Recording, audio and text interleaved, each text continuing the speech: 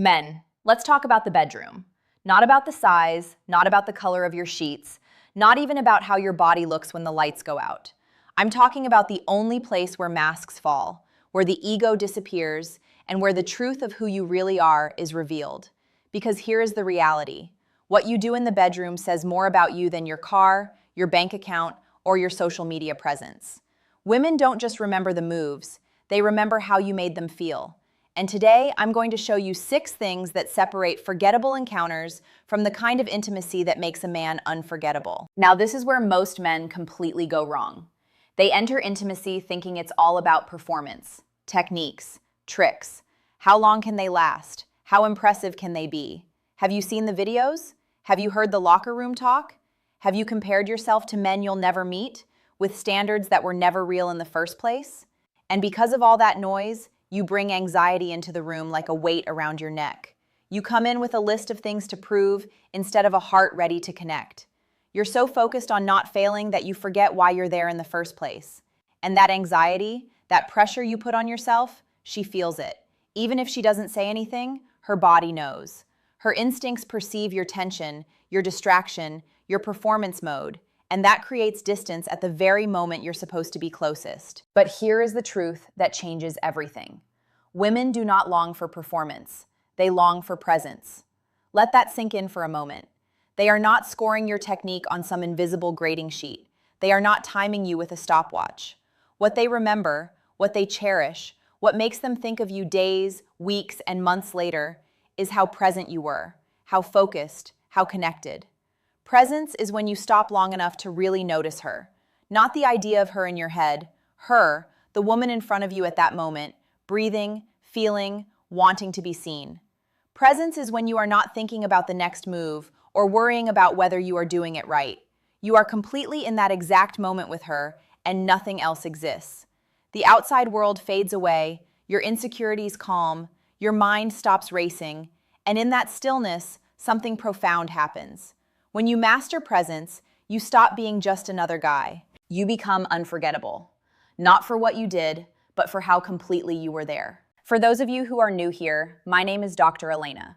I have dedicated years of my career to working with men, studying intimacy from all angles, psychological, biological, emotional, and accompanying men in the process of rebuilding their confidence, health, and ability for genuine connection. And let me share something I have learned throughout all that experience. The men who stand out in the bedroom are not the ones who know the most tricks. They are not the ones with the most experience, nor the best bodies, nor the most elaborate moves. The men who leave lasting impressions are the ones who bring emotional depth, patience, generosity, and focus. These qualities are not glamorous. They do not generate exciting stories in the locker room, but they are what really matters. They are what women remember. They are what builds the kind of intimacy that strengthens over time rather than fades away. Today, I'm going to teach you 6 habits that make you unforgettable to a woman. 6 changes in how you approach intimacy that turn anxiety into confidence and performance into connection. They are not tricks. They are not techniques for you to memorize and apply. They are ways of being, ways of presenting yourself. And when you integrate them into who you are, everything changes. The first habit is presence over performance. Let me ask you something that might make you uncomfortable. When was the last time you looked into a woman's eyes long enough for her to feel truly seen? Not a quick glance, not a superficial check. I mean sustained and continuous attention, where you weren't planning your next move, you weren't wondering how you looked, you weren't anywhere else except right there with her. When was the last time you held that gaze long enough for her to feel naked? Not just in body, but in spirit. That is presence.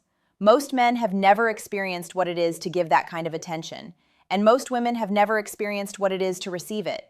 It's rare, it's powerful, and it transforms the intimacy of something purely physical into something that touches the soul. There is biology behind this.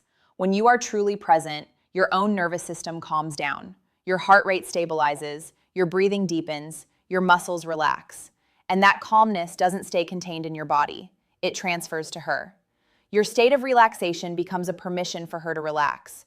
Her stress hormones decrease, her oxytocin increases, and her body becomes more receptive to intimacy. Not because you did something for her, but because you created a space where her body felt safe enough to open up. Emotionally, presence communicates something that words can never say.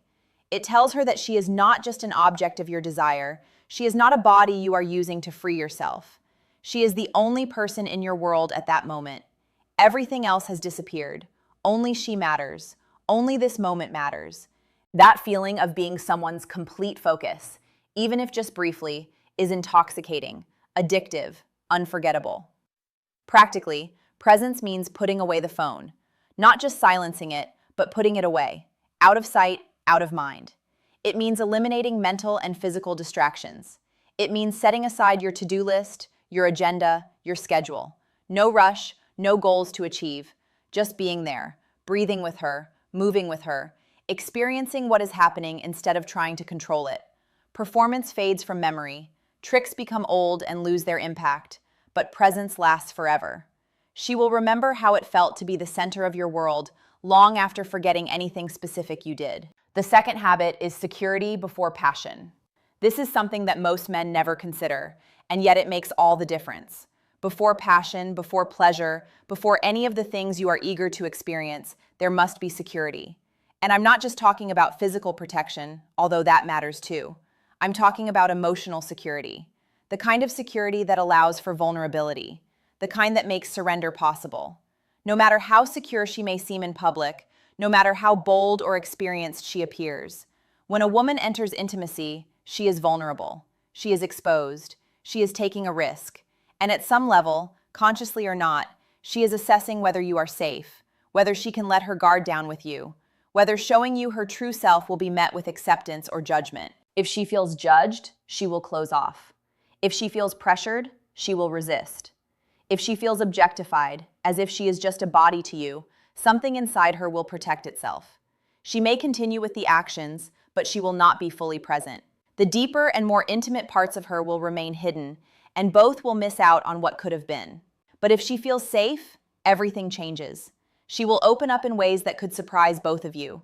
She will share parts of herself that she has never shared with anyone. She will surrender to the experience because she trusts that you will honor that surrender. The biology here is fascinating. When a woman feels safe, her body produces oxytocin, the bonding hormone. This is not something she chooses. It happens automatically when safety is present. Her muscles relax, her mind stops being on guard. Her body responds naturally to you in ways that feel effortless. The connection deepens without either of you forcing it. Emotionally, safety communicates a deep acceptance. It says, you don't need to act here. You don't need to be someone different from who you are. You don't need to hide your imperfections or pretend to be more experienced or act as if you feel things you don't feel. You are safe with me. All of you is welcome here. Practically, creating safety is in your tone of voice. Soft, patient, warm. It's in your body language, relaxed, unhurried. It's in your constant energy that doesn't rise with impatience when things don't go according to some imaginary script. It's in how you respond when she hesitates, when she pulls back, when she seems uncertain. Do you meet that doubt with frustration or with calm? That moment of doubt is a test, whether she knows it or not, and how you respond determines whether she opens up more or closes off. The men who create safety are men that women never forget. Because in a world where women are constantly managing others' expectations, constantly acting, constantly on guard, a man who makes them feel truly safe is a revelation, a refuge, a gift. The third habit is quiet confidence, not arrogance. Here is a distinction that matters more than most men realize. Confidence is magnetic. It attracts people, makes you appealing in ways that have nothing to do with your physical appearance. But arrogance, which many men confuse with confidence, kills intimacy, creates distance, makes the other person feel small. Arrogance shouts, demands attention, takes up all the space in the room, needs to be noticed, validated, admired. Arrogance says, look at me, I'm impressive, you're lucky to be here with me. Confidence whispers. It doesn't need to announce itself because it has nothing to prove. Confidence is steady, firm, calm. It is present without being insistent. It leads without dominating. Confidence says, I already know who I am. I am secure in my worth, so I can stop focusing on myself and concentrate entirely on you. The biological effects are measurable. Arrogance triggers stress hormones in both. There is tension in the air, a subtle competition, a sense that something needs to be proven or defended. That stress interferes with intimacy on all levels. Bodies do not relax, Minds do not quiet. Magic does not happen. Trust does the opposite. It reduces stress hormones, creates ease. That calm allows both to enjoy the moment more fully, because neither of you is working so hard. Neither of you is performing or defending. You are simply there together, experiencing what is happening. Emotionally, the difference shows in how you handle mistakes. Because intimacy is sometimes uncomfortable. Bodies make sounds, things don't work as you planned, someone bumps their head or says something that doesn't sit well or loses their rhythm. These moments happen to everyone. A self-assured man laughs when something awkward happens. It reassures her. He keeps the moment light. He doesn't take himself so seriously that a small setback derails the entire experience. He adapts because he knows his worth is not threatened by a moment of imperfection. An arrogant man panics or gets angry or makes her feel like she did something wrong. His ego is so fragile that any deviation from perfection feels like an attack, and that fragility creates the opposite of security. The difference is simple, yet profound. Arrogance takes away, confidence gives, and women are always drawn to the man who gives. The fourth habit is listening without words. This is where most men completely lose the thread. They think that communication means talking, asking questions, saying the right things at the right moments. And while verbal communication has its place, it is a small fraction of what really happens during intimacy. Women speak 1,000 languages in bed, and very few of them are verbal. Their breathing changes. It speeds up or slows down. It gets caught in their throat or releases in waves. These are not random sounds. They are information. Their shoulders tense or soften. Their body leans towards you or pulls away. Their hands grip tighter or loosen. Their rhythm changes. Their eyes close or open. Each of these is a signal, a message, a piece of feedback about how they are experiencing what is happening. Unforgettable men know how to listen without words. They are tuned into these signals like a radio tuned to a frequency.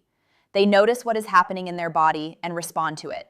They adjust without her having to explain, ask, or direct. This kind of tuning feels almost psychic to her, as if you could read her mind, as if you understood her body better than she expected anyone to. The biology behind this is powerful. When you match her rhythm, when your breathing synchronizes with hers, when your movements respond to her movements, her body feels tuned to yours. This synchrony builds trust at the nervous system level. Her body recognizes that you are paying attention, that you are receptive, that she can relax into the experience because you will notice if something is not working. Emotionally, listening without words tells her, I see you, I feel you, I value what you are experiencing. Your pleasure matters to me. Your comfort matters to me. I am not just doing things with you, I am responding to you. Practically, this means slowing down, much slower than you think is necessary. Because when you slow down, you create space to notice. You can feel her breath. You can perceive her tension or relaxation. You can pick up subtle signals that you would miss if you were rushed. It means noticing her signals and adjusting without her having to explain. If she tenses up, you soften. If she leans back, you pause. If she leans in, you meet her there. This is active listening, engaged, receptive, tuned into frequencies that most men ignore. Silence is not passive. Silence, when combined with deep attention, is mastery. The fifth habit is the generosity of energy. Let's talk about generosity. Not of money, not of gifts, not of grand gestures that look good on the outside. I'm talking about generosity of energy. The willingness to give more than you receive. Prioritizing your experience as much as your own. Too many men come to intimacy just to take. Their release, their satisfaction, their ego boost. They treat intimacy as something they extract from another person rather than something they create together. And women feel this immediately. They sense the difference between being a participant in something shared and being a resource that is consumed. The men who stand out, the men who are fondly remembered years later, give. They bring generosity to the bed as naturally as they bring their physical presence. Their focus is on what they can offer, not on what they can get. Biology here reinforces everything we have discussed. When you focus on her pleasure, when you make her experience your priority, her brain floods with dopamine and oxytocin. These are the chemicals that create bonds, that build attachment. This makes her associate you with feelings of joy, safety, and being valued. You are literally shaping how her brain experiences you through your generosity. Emotionally, generosity communicates something that words cannot capture. It says, your joy matters to me as much as mine, perhaps more. I am not here just for myself. I am here for you, for us, for what we can experience together. That message reaches a deeper place than conscious thought. She may not be able to articulate why she feels so connected to you, but her heart knows. Practically, generosity looks like slowing down when she needs more time, not rushing toward your own goal when she is still arriving. It looks like touching her with patience and care instead of urgency. It looks like continuously asking yourself throughout the experience, how can I make her feel valued in this moment? What does she need right now? How can I give more? Selfishness makes the moment disappear from memory almost immediately. It is forgettable because there was nothing there for her to hold on to. But generosity makes the moment resonate, reverberate. She carries it with her because you gave her something worth keeping. The sixth and final habit is to leave her better than you found her. Here is the ultimate test of your character. Not what happens during the passion, but what happens afterward. Too many men think their job is done once they have gotten what they wanted. The goal has been achieved, the experience is over. It's time to turn around, check the phone, let yourself drift into sleep, move on to the next thing. But real men understand that the moments afterward are just as important as the moments during. Perhaps more important, because what happens afterward reveals what the whole experience meant to you. It shows whether she was a person you valued or a body you used. Biology is critical here. After intimacy, her brain floods with oxytocin and prolactin. These are attachment hormones. They make her feel connected, bonded, tender, vulnerable. She is in a chemically induced state where connection feels vital and disconnection feels like abandonment. If you turn away and emotionally disappear, if you disconnect the moment your own pleasure is fulfilled, you break that bond. You leave her feeling used, alone, as if what just happened meant nothing.